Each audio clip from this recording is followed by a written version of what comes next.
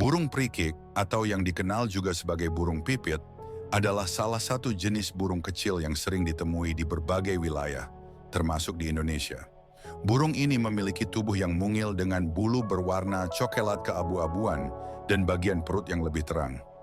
Burung perikik dikenal sebagai hewan sosial yang hidup dalam kelompok besar, sering terlihat berkumpul di area persawahan, padang rumput, atau perkotaan. Mereka memakan biji-bijian, serangga kecil, dan sisa makanan manusia. Meskipun ukurannya kecil, burung perikik memiliki suara kicauan yang khas dan sering menjadi bagian dari kehidupan sehari-hari di pedesaan maupun perkotaan.